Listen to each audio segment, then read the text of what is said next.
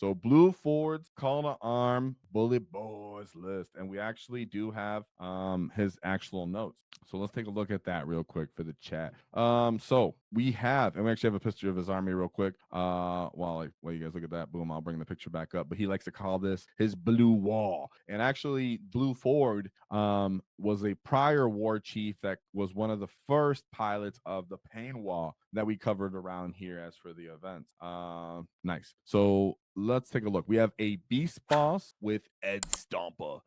Then we have Boss Snickra, Ghazghkull Thraka, still finding his way onto these Bully Boys lists. You guys let me know, for the people who still run Bully Boys, how do you feel about Gaz, right? Do you take Gaz often? Yes or no? Let me know. We have 2 Warbosses and then a Zodgrod Wortsnagga. So I'll just show my deck right here, as I have done with my Bully Boys list before in videos and such. I absolutely love Zodgrod being on my Bully Boys list. So we have a 10-man unit of Snaggas for that Beast Boss, 2 Trukks, 1 Battlewagon, which I think that's like the perfect, that's like the perfect amount of transports, in my opinion, at least if you're playing on GW. Pretty hard to hide more. Let's say if you take it to 4 or 5 trucks, hard to do that. Double wagons, most likely never hide in the second one. In this case, 2 trucks, 1 wagon. Like to see that. 1 unit of the Deathwatch with all rockets, 1 big unit of Gretchen for Zod, 1 small unit for your home objective. We have the new and improved Kommandos, because Mandos lead the way, baby. He took his war gear was the Breacher Ram, a burnable, rocket launcher, and then a power claw. Of course, if you don't know, when you split this unit, you get to choose where your little invuln grot goes, your bomb squid goes, and all your war gear option goes into one of those squads. And then the other one's your we die because we screen unit. 1 unit of Meganobz for Gaz. He has that unit of kill saw and power claw. That way it's diverse based off what you want to going into for Gaz, because you are getting that +1 to wound. So if you're going into something like a demon or something, hey, I may just want more power claws because I don't need all the AP. If I'm going into something that requires good armor, good AP, I'm going to use my kill saws. So love to see that. Then we have 2 big bricks of Nobz. Yeah, let's go. I actually really love seeing that now. As much as I do like when people take Meganobz, and Meganobz are definitely really cool. I think the models are pretty lame, though. Let's be honest, right? Those are one of the models I want to see change next edition before I get off track. But as for like the idea of, taking Meganobz into a Bully Boys list, so they're nice and thick with their armor of contempt access for shooting and fighting on deaths, if you double wall for their feel no pins, that's really fun. But 10-man Nob units feel way better when you use stratagems on them. So actually, I really appreciate that. So he has 2 big 10-man units of Nobz, and then the Storm Boys. And then as for where everything here was going, as for the list, he would put the Nobz into the truck. And he would put the gas brick inside of the wagon, because he likes to do that, because then you bet back up for how he was doing. And we'll actually talk about some of the things he will change on the list going forward. We do that at the end, right? So, but right now, the good things I wanted him to say was he was pretty interested and pretty happy with the Copter unit right at the off the back, which is the funny part, because I did ask him, like, how do you feel about that Dev Copter unit? Like, it's always good, food for thought, but a lot of the times at that 80-point cost, you're fighting with boys, you're fighting flash kits, you're fighting with a lot of stuff for that cost. Though Dev Copters are very different as a profile. I'm just bringing up that a lot of the times people end up throwing that around. He was absolutely loving the Nobz and the Warbosses and the 10-man units in this detachment. Big deal for him, because there's camp of gets that run mobs, there's the gets that run on Meganobz, and then there's some exclusive dudes that actually get down with the big 10-man bricks of 10-man Nobz in the Bully Boys list. So he was really into that, and like I said, I do have notes from him himself. So as we were saying, I did ask him his MVPs and everything like that, so he'll let me know. I'll let you guys know at the end of that. So as you were saying, for his Mandos, he would pretty much in each matchup, 5 Mandos would be near his expansion, walling off, or ready to walk on, depending on the deployment. His second screen would generally field his screen is backfield. And actually, I found that to be kind of often like the common case too, right? For my Bully Boys, or just using my Mandos, actually, excuse me. The second 5-man Mando unit doesn't always have to be put forward, guys, right? If you're looking new at this and you're considering Mandos and you're starting to run them a lot, a new capacity, if the enemy is competitive, a lot of the time they're going to have their own infiltrators, which are going to block out your guys. Don't just infiltrate them him just for the sake of infiltration because they have it, right? So in this case, because he doesn't have a bunch of grots and such too, he ends up putting that unit into his backfield just to end up screening and such. Of course, he'll bring it forward later throughout the matchup, through the game. So let's take a look at his actual path to victory real quick with these gits. What's up, chat? Yeah, so that's what he was putting in there. People are feeling you guys are feeling the Bully Boyz, huh? Yeah, Bully Boyz is always like pretty popular, to be honest. Do I got the stuff up? I got the stuff up. So as you can see, calls to arms, he got fourth place. So let's look at his path to victory real quick. He has some notes, so I won't put too much conjecture there on what happens because he already let us know what he was thinking and what happened. So he said playing CSM, that's what's going on here. So it's Renegade Raiders. We have a Chaos Lord, we have Cypher, Lord Discordant, and Vashtor. A cultist mob, 2 rhinos, 2 bikers, 2 predators with the auto cannons, 2 vindicators, double noise marines, double plague marines. All right, cool. A little bit of a new, niche version of them. He said it was Fabius Bile, CSM, Mission C layout 6. Ton of shooting because of the units within the transports, which were typically plague marines. So they were able to shoot because the firing deck. Multiple, the vindicators were a big deal, but the enemy did keep one of his vindicators off the field, which Ford decided that was a huge benefit to him because then he ended up just getting Zod up the field on turn 2 by getting his wand, right? Because that's the big deal, right? People always wonder what's going on with Zod when I'm running this style of list, and it's really about just being able to reach out and touch your enemy, kind of like to line them up with your punch, right? Just imagine if you're getting, hold on here, grab you by your chin, right? And that's how it works. Sometimes you're holding the enemy in place to not get line of sight on some of your more effective units and such. And so, like he was saying here, it was pretty straightforward that he wanted to just run up, touch those rhinos, touch those units, force them to disembark their units to get rid of Zod, not be able to move up the field because he wants to fight on his side of the field. And then on that turn, he ended up getting Nobz out to start crumping them. Turn 3, I was worried since he was ready to move a ton of the units, but one of his vindicators pretty hard, and things started to snowball from them since he really couldn't hold primary. He said in this matchup, the Ghazghkull didn't really do that much. So yeah. All in all, it was really about Zod getting the enemy out to really commit to Zod because of his point cost, his speed, the amount of actual dice it takes to dislodge him. The enemy will typically overinvest into Zod, which really lines up your next punch right there. So that's essentially how that ended up working out there. Let me see if anything there. He said, so yeah, turn 2, he ended up forcing most stuff into the middle as well, right? So if you notice the enemy doesn't, sometimes the enemy will just have this built-in, I have to reserve these units because it's what I do in all my practice games or because whatever reason it is. That's typically a mistake, against our orcs. So if you see the enemy over reserving, or even in this case, it's 1 unit, make sure you take advantage of that and you highly pressure them, right? Control those reserves like we always like to talk about, those reserve lanes. So I like to see that. Put the pressure on when the enemy made the mistake. So then we go into his next matchup, which was the Deathwatch. Funny, I used to have a Deathwatch army. So we have Captain, Judiciar, Lieutenant with combi weapon, and then a Watchmaster. 1 big unit of Assault Intercessors, a Deathwatch Veteran Squad, 2 units of Deathwatch Terminator Squads, a Fortis kill double Fortis kill teams. I lied. Triple Fortis kill teams, an Outrider, and then a Redemptor Dreadnought. Fortis kill teams are pretty much the intercessor bodies, and yeah, they're just intercessors, so they're kind of like Hellblasters in there. Terminator squads, nice old school unit. As for how this goes, he said it was mission M layout. He said the enemy didn't necessarily position best with his best shooting units, so he was able to charge 2 of them on turn 1 with Zod.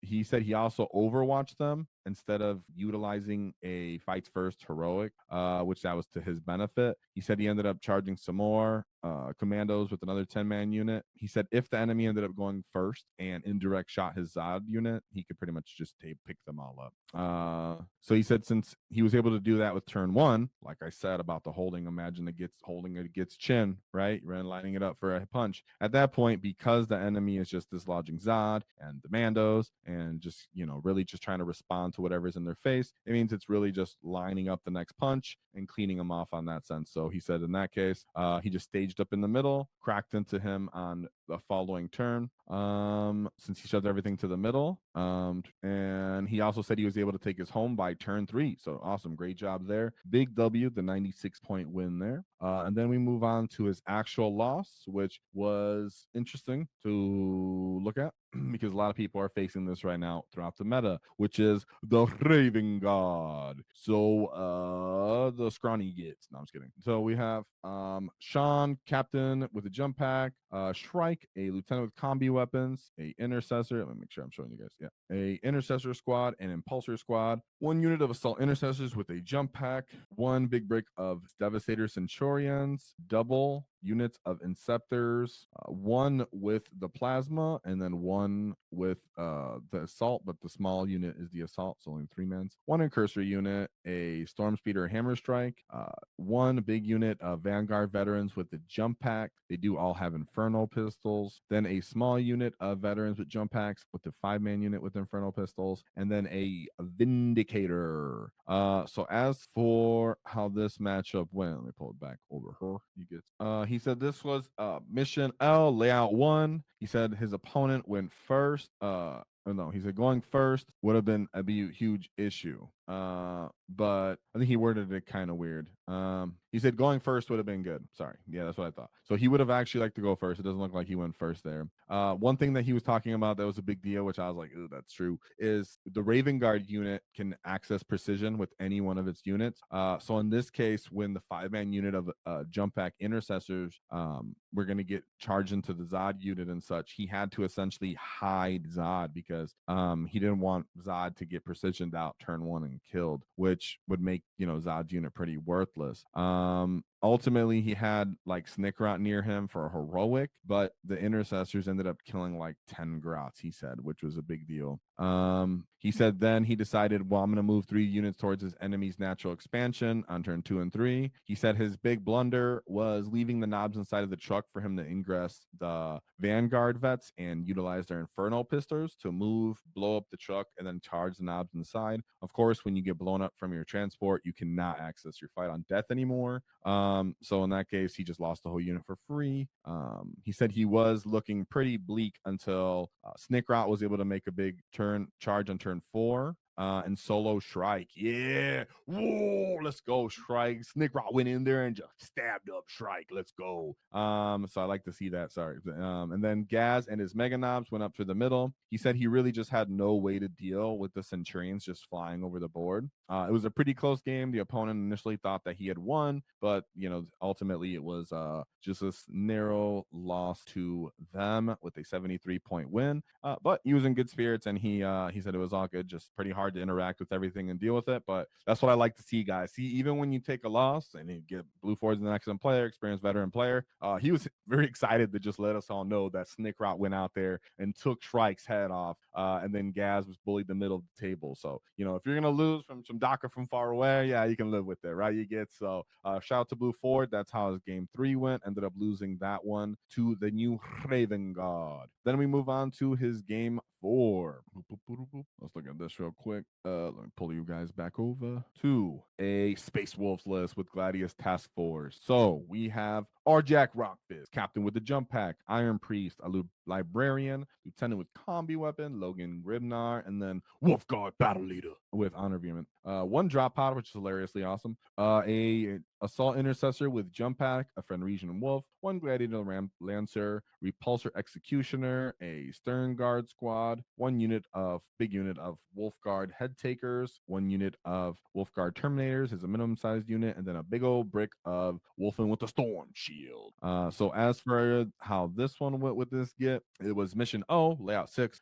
He said they had played before, and that he had actually, and that our get here, Blue Ford, had lost this matchup prior by about 10 points.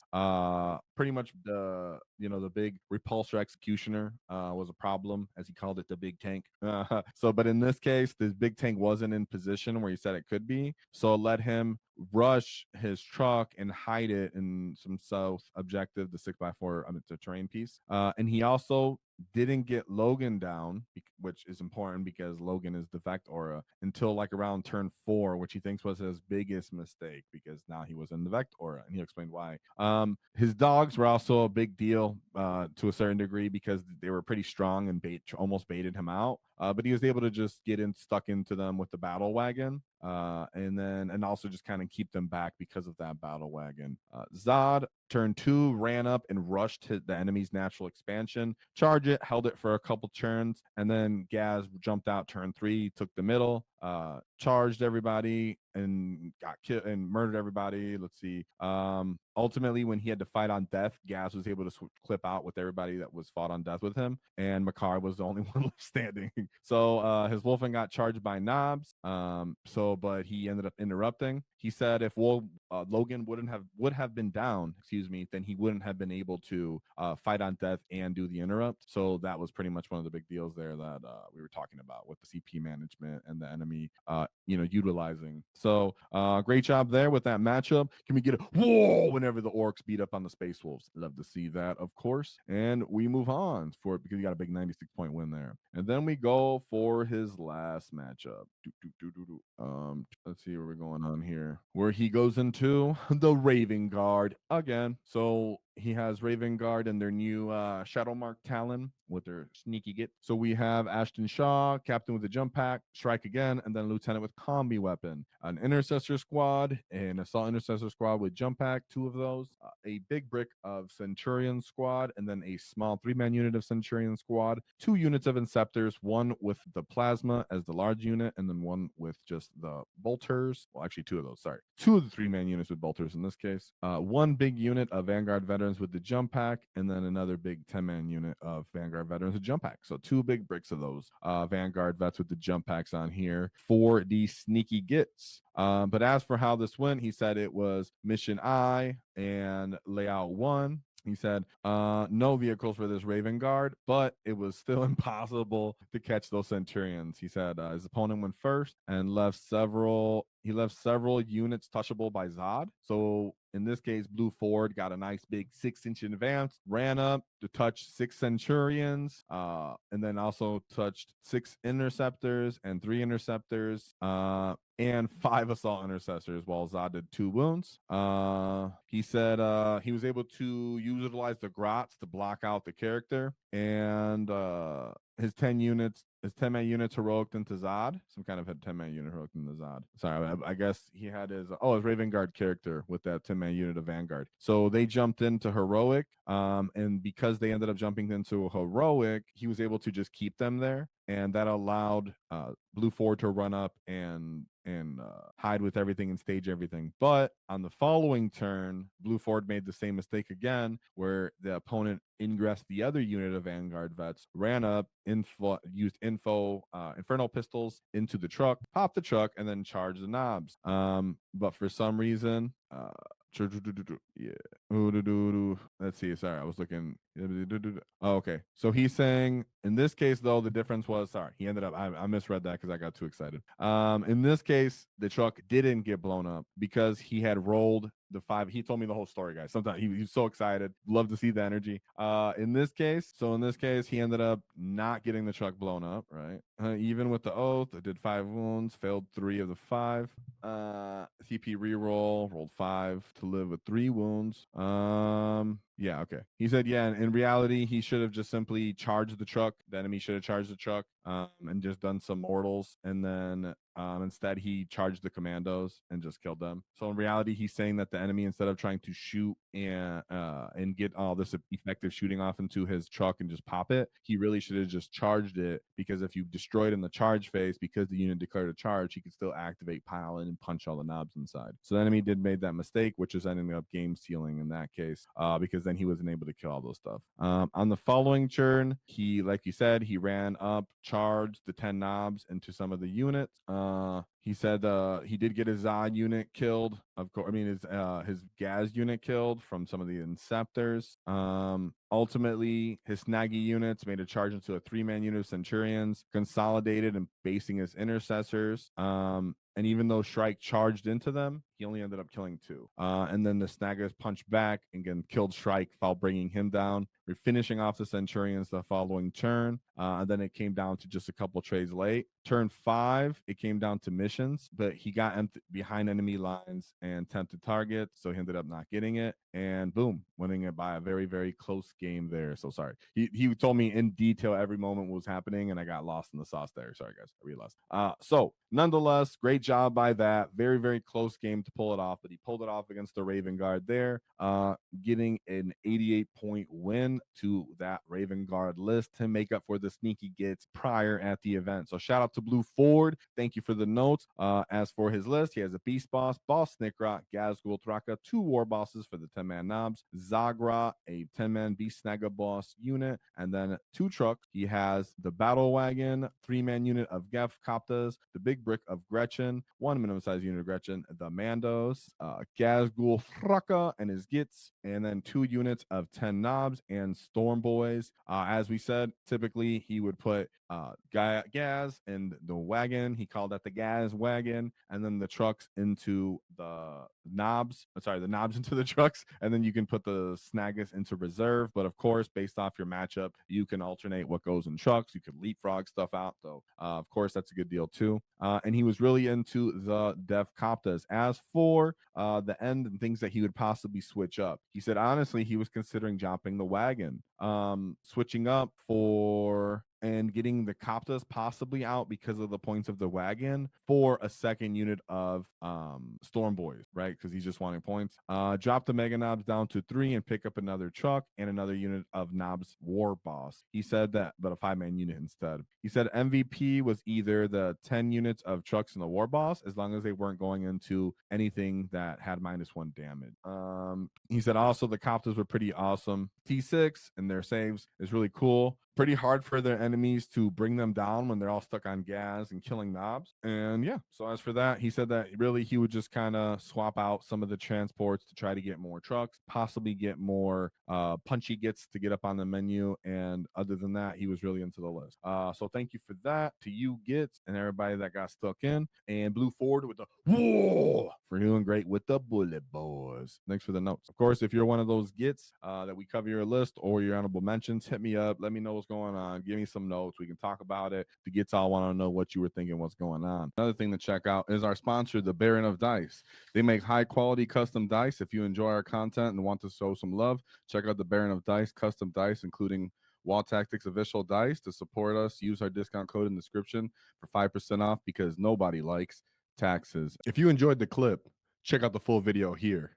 If you'd like to see more tactics, click here. Let's get stuck in, lads!